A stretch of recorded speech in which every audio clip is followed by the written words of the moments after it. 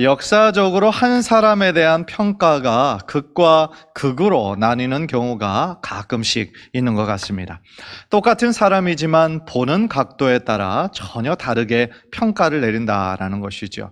얼마 전에 최근에 그 백선엽 장군의 그 죽음이 여러 사람들의 논란을 일으켰던 것을 뉴스를 통해 본 적이 있습니다.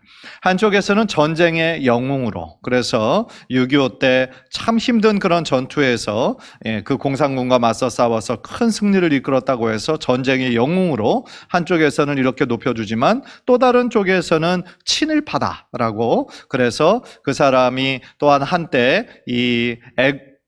일본 치하에 있을 때, 일제강점기 시대 때 간도 특설대 소속으로 그 독립군들을 또한 민간인들을 죽였던 기록이 있다. 그것에 또한 의거해서 백선엽 장군이 국립현충원에 안장하는 것을 반대하는 그 목소리도 제법 큰 것을 본 적이 있습니다. 저는 무엇이 사실인지는 잘 모르겠습니다. 그러나 분명한 것은 그의 큰 공적도 있지만 또한 어두운 면도 있을 수 있다라는 것입니다. 그런데 사실은 그분들뿐만 아니라 어떤 유명인이든지 그 사람의 삶을 추적해보면 이와 같은 경우가 상당히 많이 있는 것 같습니다. 즉 어떤 측면에서 바라보느냐에 따라 그 사람에 대한 평가가 달라질 수 있다라는 것이죠. 제가 이 말씀을 드리는 이유가 있습니다. 오늘 본문을 보면 아브라함이라고 하는 믿음의 그런 사람이 등장을 하는데, 유대인들이 주장하는 아브라함의 모습과 또한 바울이 주장하는 그런 아브라함의 믿음의 모습은 너무나 다르다라는 겁니다. 예를 들어 유대인들이 주장하는 것은 아브라함이 의로워진 이유가 바로 할례 때문이다라고 주장을 합니다. 그러나 바울은 그것이 아니라 그의 믿음 때문에 하나님께서 그것을 의로 여기셨다라고 주장을 하고 있는 것이죠. 실제로 아브라함이라는 인물은요, 유대교, 기독교, 무슬림, 어떻게 보면 세계의 3대 종교라고 할 수 있는 이 3대 종교에서 다 자신들의 믿음의 조상이라고 주장하는 인물이 바로 아브라함입니다.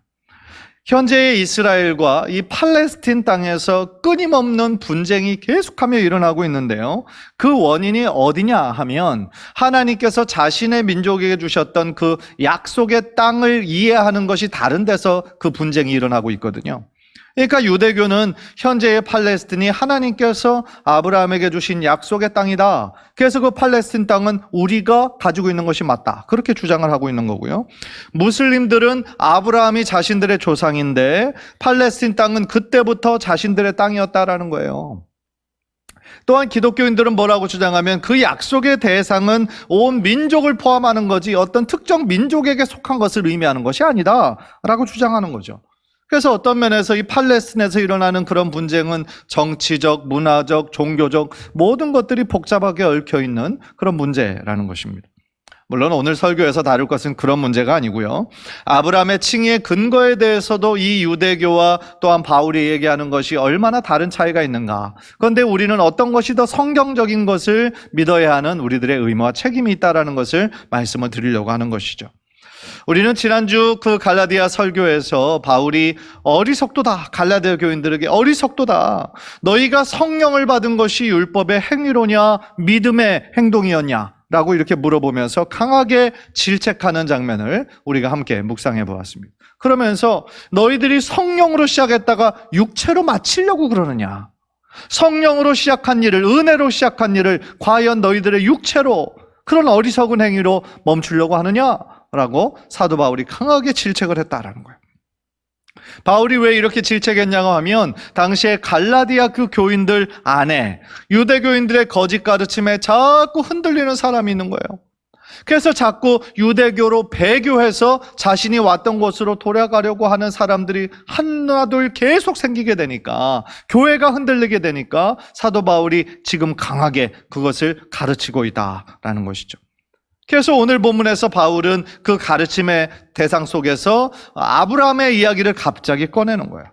왜냐하면 갈라디아 교인들도 당연히 이 아브라함 하면은 너무나 잘 알고 있는, 너무나 닮고 싶은 그런 사람으로 생각을 하고 있었기 때문이라는 것이죠. 그래서 유대인들에게 아브라함은 그들의 조상일 뿐만 아니라 또한 어떤 믿음의 근거로 삼고 있기 때문에 저들이 그토록 아브라함의 그런 후손이기 때문에 자신은 당연히 할례를 받아야 된다라고 생각하는 그 유대인의 주장이 얼마나 잘못된 것임을 이 바울은 지금 하나하나 조목조목 그거를 해석하고 있다라는 것이죠. 따라서 바울은요, 이같이 잘못된 교리에 오염된 그 갈라디아 교인들, 그리고 유대교들의 잘못된 가르침들을 반박하려는 목적으로 오늘 본문을 썼다라는 거예요. 따라서 오늘 말씀을 통해서 다시 한번 우리들에게 주시는 말씀으로 받고 구원의 근거가 어디 있고 또 하나님이 의미하는 그 참된 축복의 의미가 무엇일까? 우리가 귀 기울여 듣는 가운데 하나님이 주시는 깨달음과 또한 은혜가 우리들의 삶 속에 흘러넘치시게 되기를 주님의 이름으로 간절히 축원합니다. 먼저 오늘 말씀은요, 아브라함의 칭의의 근거가 어디에서 나온 것이었느냐를 아주 명확하게 말씀하고 있습니다. 6절을 보십시오. 아브라함이 하나님을 믿음에 그것을 그에게 의로 정하셨다 함과 같으니라 라고 얘기합니다. 그것을 이라고 얘기했을 때 아브라함이 하나님을 믿음에 라고 얘기를 한 거죠. 그렇다면 아브라함이 하나님을 믿은 거는 어떤 것을 의미하고 있는 것일까요? 사실 이 구절은요, 바울이 창세기 15장 6절 말씀을 그대로 인용하고 있는 거예요. 그대로 인용해서 자신의 지금 이 갈라디아서에 인용한 내용인데요, 그 구절의 문맥을 보면 여기서 바울이 얘기하는 그 아브라함의 믿음이 어떤 내용인지가 나옵니다. 창세기 15장 4절에서 6절 한번 화면을 통해 보십시오. 제가 한번 읽겠습니다. 여호와의 말씀이 그에게 임하여 이르시되 그 사람이 내 상속자가 아니라 내 몸에서 날 자가 내 상속자가 되리라 하시고 그를 이끌고 밖으로 나가 이르시되 하늘을 우러러 무뼈를 셀 수 있나 보라. 또 그에게 이르시되 내 자손이 이와 같으리라. 아브라함이 여호와를 믿으니 여호와께서 이를 그의 의로 여기시고, 이렇게 얘기합니다. 그러니까 어떤 믿음입니까? 어떤 아브라함의 믿음입니까? 자식이 없었어요. 아브라함이 자신의 몸에서 난 자식이 없었던 그때에 하나님께서 약속을 해주시는 거죠. 내 몸에서 날 자가 네 몸에서 날 씨로 인하여 하나님께서 자손을 주시겠다라는 하나님의 약속이었어요. 그래서 그 약속을 믿은 그 아브라함을 하나님께서 뭐라고 칭해 주신 거예요? 의롭다라고 칭해 주신 겁니다. 그러니까 여기서 의롭다고 칭함받은 것은 아브라함의 어떤 행위입니까? 믿음입니까? 믿음인 것이죠. 행위가 아니에요. 그럼에도 불구하고 유대주의자들은 그렇게 생각하지 않고 아브라함이 의로워진 것은 아브라함이 받은 할례 때문이었다라고 주장을 하는 거예요. 그런데 여기서 그 유대교인 그 할례주의자들이 놓치고 아주 중요한 사실을 놓치고 있어요. 그것은 뭐냐면 아브라함이 할례를 받은 사건이 언제 나오냐면 창세기 17장에 나와요. 17장. 그런데 우리가 방금 확인한 대로 아브라함을 하나님께서 의롭게 하신 거는 몇 장이에요? 창세기 15장이에요. 그러니까 창세기 15장에서 하나님께서 아브라함에게 약속을 하신 후 창세기 17장까지 어떤 시간의 공백이 있었냐면 약 15년간의 공백이 있었어요. 그리고 17장에서 아브라함이 할례를 받았다라는 거죠. 그러니까 유대인의 주장은 일단 어디에서 차이가 나는 거예요? 역사적 순서가 맞지 않아요. 이 할례가 먼저가 아니고 아브라함의 의롭다함을 받은 것이 15년이나 차이가 나는 거예요. 또 하나 유대인들의 주장이 맞지 않는 결정적인 이유가 있어요. 그게 뭐냐면 아브라함이 하나님의 부르심을 받았을 때 율법이 존재했을까요? 안 했을까요? 안 했죠. 율법은 어느 시대에 나온 거예요?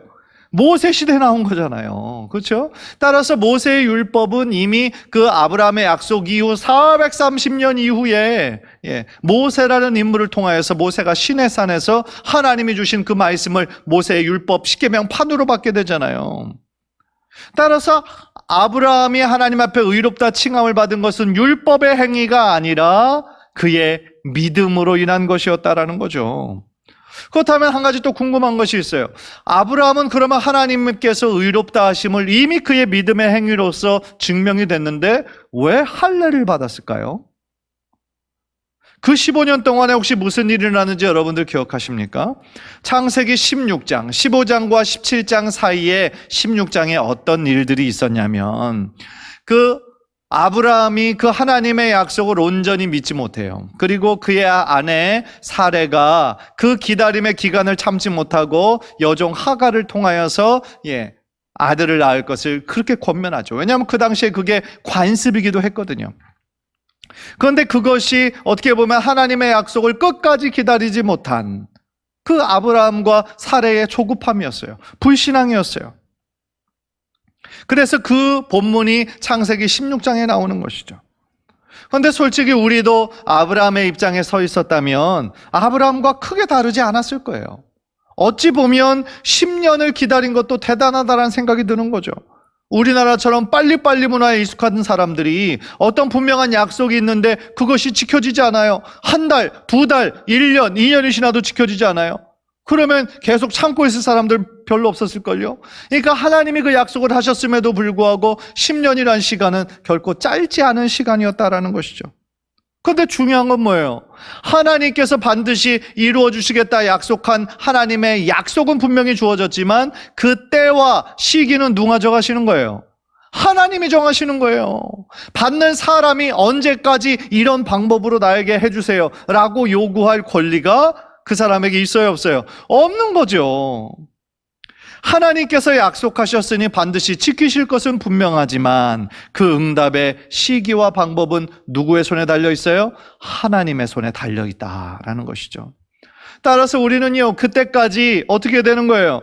기다리고 인내하면서 하나님의 뜻이 이루어지기를, 우리가 방금 찬양으로 고백했던 것처럼 주님의 뜻을 이루시옵소서.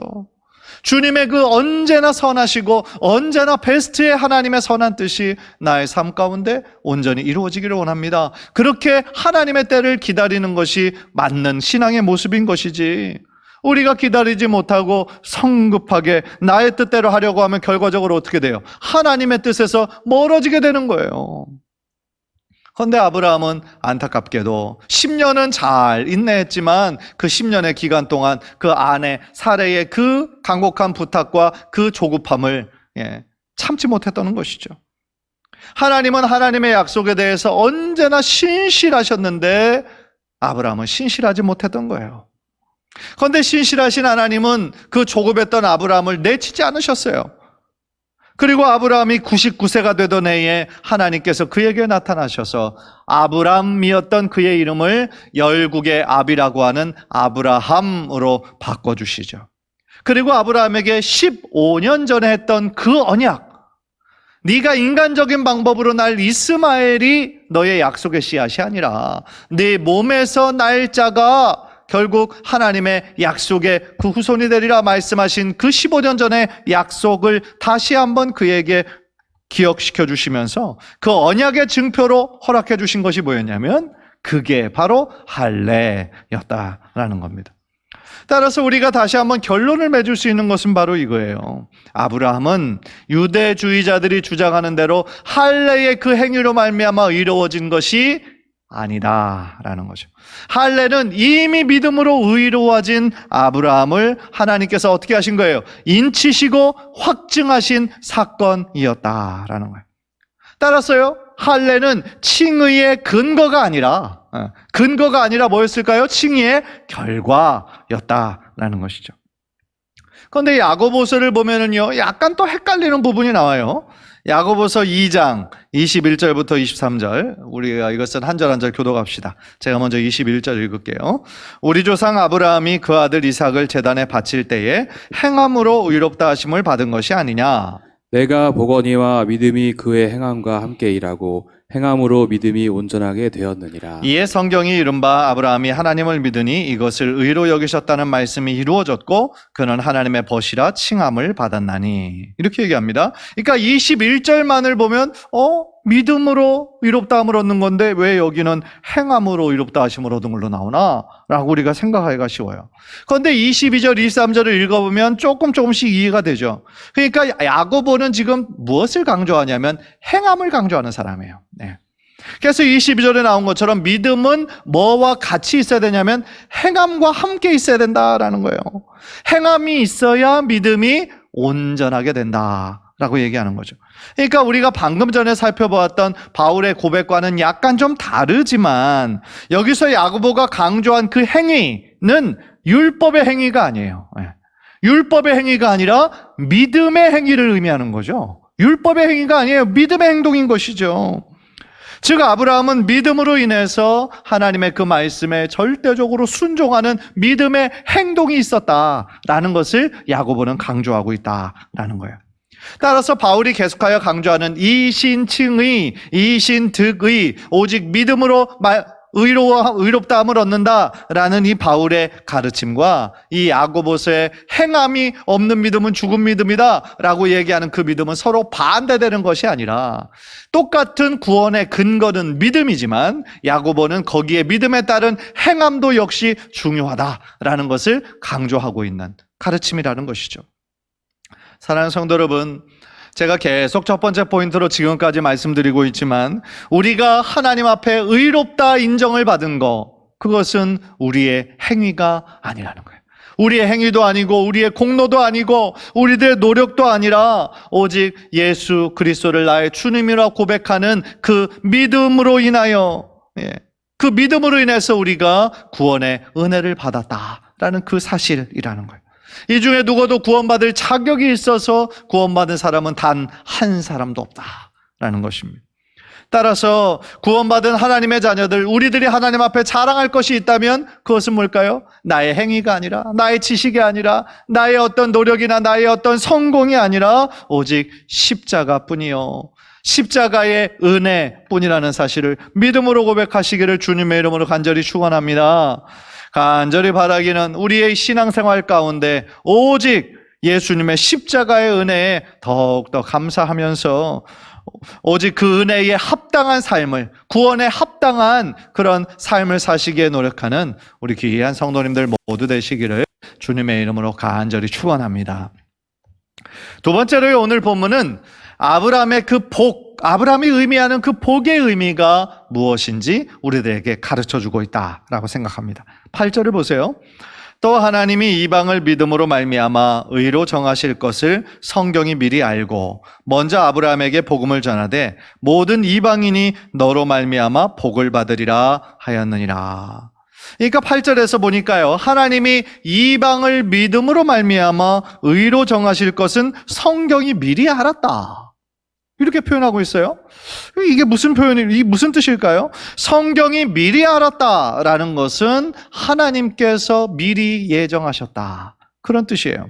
무엇을 계획하셨을까요? 하나님이 미리 예정하신 거, 창세전부터 예정하신 것이 뭘까요? 우리 인간들의 구원 계획이었죠. 하나님의 놀라운 구원 계획을 이미 하나님은 창세전부터 그거를 예정하셨다라는 거예요. 그래서 이 구절은요, 바울이 창세기 12장 3절 말씀을 재인용하고 해석한 말씀인데, 우리 오늘 본문을 보면서 한번 창세기 12장 3절 다 한번 읽겠습니다. 시작. 너를 축복하는 자에게는 내가 복을 내리고 너를 저주하는 자에게는 내가 저주하리니 땅의 모든 족속이 너로 말미암아 복을 얻을 것이라 하신지라.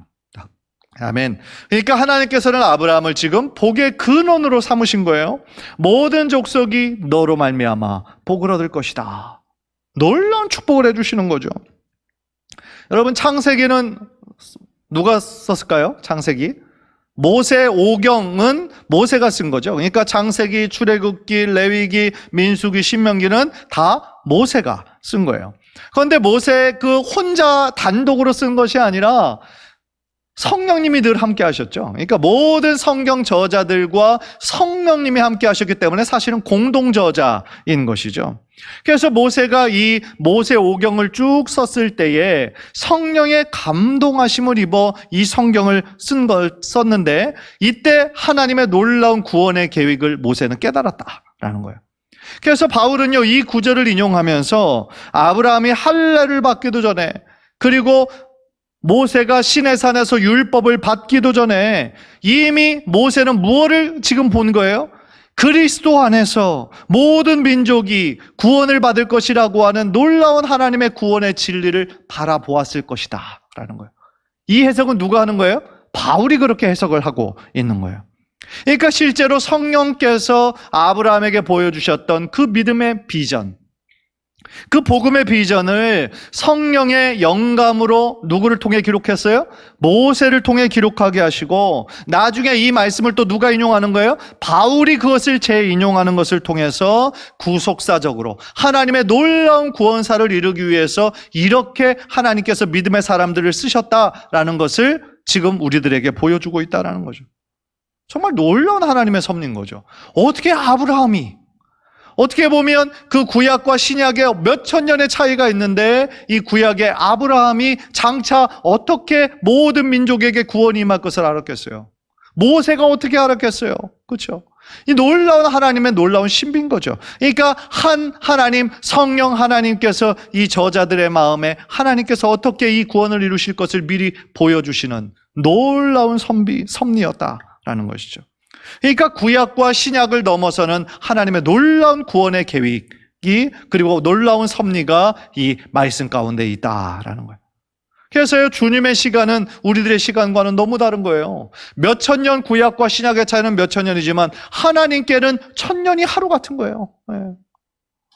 베드로후서 3장 8절 우리 한번 다 함께 읽겠습니다. 시작. 사랑하는 자들아, 주께는 하루가 천년 같고 천년이 하루 같다는 이 한 가지를 잊지 말라. 아멘. 예. 그러니까 하나님의 시간 계산법과 우리들 인간의 시간 계산법은 너무나 다르다는 거죠. 우리는 이 시간이라는 속에, 현재라는 시간과 이 지금 이 장소라고 하는 장소에 우리는 제한되어 있는 존재지만, 하나님께서는 과거, 현재, 미래라고 하는 그 시간의 틀 안에, 어떤 공간의 틀 안에 있으실 그런 이유가 없으신 거죠. 모든 것들을 다 뛰어넘으신 분이시기 때문에. 그래서 구약의 아브라함과 모세와 엘리야와 다윗과 이런 모든 성령의 인물들은 오실 메시아, 예수 그리스도를 예표할 뿐만 아니라 또한 예수 그리스도를 저 멀리서 미리 바라보고 있었다라는 거예요. 참 놀라운 일이죠. 그래서 하나님은요, 마치 그 유명한 기독교 작가 C.S. 루이스가 하는 말처럼 작가의 관점을 가지고 계시다라는 거예요. 그래서 얼마나 많은 등장인물들이 존재하는가에 전혀 상관없이 하나님은 작가의 관점으로 모든 사람 한 사람의 인생 전체를, 과거, 현재, 미래를 다 주관하시고 다 보고 계시다라는 거예요. 따라서 우리는 어떻게 살아야 될까요? 우리를 하나님의 자녀 삼아주심에 감사하고 확신할 뿐만 아니라 우리의 삶 전체를 보고 계시는 하나님께 나의 삶을 의탁하는 거죠. 우리는 솔직히 당장 내일 일이 어떻게 될지 알 수 없는 연약한 존재예요. 유한한 존재예요. 코로나19도 그랬지만 최근에 이 수해는, 그렇죠? 또 누가 이렇게 예상할 수 있었겠어요? 네. 따라서 모든 우리들의 인생의 전체를 주님께 맡기고 주님의 뜻대로 행하고 또한 주님의 말씀대로만 순종하는 삶이 바로 하나님께서 우리들 모두에게 주신 귀한 삶의 직분이요, 또한 우리들에게 주신 사명일 줄 믿습니다. 그렇다면 여기서 8절에서 나오는 그 복의 의미는 무엇일까요? 그 복. 우리는 보통 이 축복이라고 얘기할 때 어떤 현세적인 축복으로만 이해할 때가 많아요. 예를 들면 어떤 물질의 축복, 자녀가 잘 되는 축복, 어떤 건강의 축복. 예. 그런데 여기서 얘기하는 복은 구원의 복을 의미하고 있어요. 다시 말하면 예수 그리스도를 믿음으로 말미암는 그 축복, 그 구원의 축복을 말씀하고 있다라는 것이죠. 물론 구약에서는 이 복을 얘기할 때 대부분 현세적인 축복으로 많이 이해를 했어요. 그래서 아브라함과 같은 사람, 또 이삭, 어떤 욥, 이런 사람들의 모습을 보면 건강, 장수, 물질의 부유함, 그것이 복의 기준이고 척도가 됐었어요. 그러나 신약 시대에 이르러서는 그 축복보다 오히려 영적인 축복을 더 많이 강조하고 있죠. 무엇보다도 모든 축복의 근원 대신, 우리가 찬송가에서도 나오는 것처럼 만복의 근원 대신 그 하나님께서 우리의 아버지가 되어주시고 늘 우리의 편이 되어주신다는 것보다 더 큰 축복이 어디에 있겠어요? 그렇다면 8절 후반부에 나오는 모든 이방인이 너를 인하여 복을 받으리라, 이 말씀을 또한 우리가 어떻게 해석해야 될까요? 이 말씀은 문자 그대로 모든 이방인이 아브라함을 인하여 복을 받는다라는 그런 뜻이 아니에요. 즉 아브라함이 어떤 축복의 근원됨을 나타내는 것이 아니라 아브라함과 같은 믿음을 가진 자, 아브라함과 같은 믿음을 가진 자는 누구든지 하나님이 주시는 복을 누리게 된다라는 귀한 말씀인 거죠. 그러니까 다시 말하면 유대인들은 혈통적인 후손을 생각을 했잖아요. 그죠? 아브라함의 후손들이라고 얘기했을 때 혈통적으로 이스라엘 민족들에게만 그 축복이 임할 것으로 스스로 생각했어요. 그래서 신약의 베드로 같은 사람도 그냥 유대인으로 태어났기 때문에 딱 그 관점에서만 머물러 있었죠. 그러나 하나님의 뜻은 그것이 아니었어요. 하나님의 축복은 어떤 유대인에게만 제한되어 있는 그런 축복이 아니라 아브라함에게 주신 그 축복은 어떤 복이에요? 그리스도 예수 안에서 그 예수 그리스도를 구원자로 믿는 모든 자에게 미치는 하나님의 구원의 축복을 의미하는 거였다라는 것이죠. 3장 9절 우리 한번 마지막으로 한번 읽겠습니다. 갈라디아서 3장 9절 시작. 그러므로 믿음으로 말미암은 자는 믿음이 있는 아브라함과 함께 복을 받느니라. 아멘. 유대인이든 이방인이든 상관이 있어요, 없어요? 전혀 없어요. 아브라함의 축복에 참여하기를 원하는 자는 누구든지 아브라함과 같은 그 믿음을 지니면 그 축복을 받을 수 있다라는 거예요. 아브라함의 혈통적인 후손들인 유대인들이라고 할지라도 이 아브라함이 가졌던 동일한 믿음을 가지지 못한다면 그는 결코 아브라함의 축복을 받을 수 없다라는 거예요. 혈통적인 그것이 중요한 것이 아니라는 거예요. 반대로 혈통적으로 보면 우리는 이스라엘 사람들이 아니에요. 그죠? 그러니까 이스라엘의 관점에서 볼 때는 우리는 외부인이에요. 외인이에요. 그러나 우리는 아브라함이 가졌던 그 동일한 믿음을 소유하고 고백함으로 말미암아 아브라함이 누렸던 그 축복에 동참하게 되는 귀한 은혜를 우리가 누리고 있다라는 것이죠. 따라서 저는요, 이 자리에 있는 모든 한 분 한 분이 하나님의 은혜를 사모하며 축복을 사모하며 이 자리에 나온 우리 귀한 성도들 모두가 나만 그 축복을 받고 누리는 것으로 끝나는 것이 아니라 우리들의 삶이 하나님의 축복의 통로로서의 삶을 사시게 되는 귀한 은혜가 흘러넘치시기를 주님의 이름으로 간절히 축원합니다. 그것이 너무나 중요한 거예요. 그래서 나만 받고 누린다라고 생각하면 마치 사해라는 바다가 모든 강으로부터 물을 받기만 하고 그것을 내보내지를 않아서 그 바다가 결국 썩은 바다가 되고 생명체가 살 수 없는 바다가 되는 것처럼 우리도 하나님의 축복을 받기만 하고 내 안에서 이것이 나누어지지 않으면 그것은 우리가 축복의 통로로서가 아니라 내 안에서만 막혀있는 축복으로만 끝나버릴 수 있다는 거죠. 따라서 우리가 그 축복을 우리들의 자녀들에게 자자손손 부지런히 전수하고 나눠줄 뿐만 아니라 우리들 주변에서도 그냥 눈에 보이는 것만 의지하면서 하나님을 믿지 못하고 부정하는 사람들이 얼마나 많아요. 안타까운 죽어가는 영혼들이 얼마나 많아요. 그래서 그런 사람들에게, 아직 예수 그리스도의 복음을 모르는 사람들에게 그 축복의 근원 되시는 하나님, 사랑에 넘치셔서 그 축복을 모두가 누리기를 기뻐하시고 지금도 기다리시는 그 하나님을 우리가 부지런히 전해서 우리들 한 사람 한 사람이 축복의 정말 통로가 되고 축복의 엄청난 은혜를 누리는 우리 귀한 성도님들 되시기를 주님의 이름으로 간절히 축복합니다. 한번 따라해 봅시다. 나는 축복의 통로입니다. 자, 우리 옆 사람에게 당신은 축복의 통로입니다. 아멘. 간절히 바라기는 우리 모두가 하나님이 이 구원의 놀라운 축복의 통로가 되어서 하나님의 기쁨이 되고 하나님의 자랑이 되는 귀한 성도님들 모두 되시기를 주님의 이름으로 간절히 축원합니다.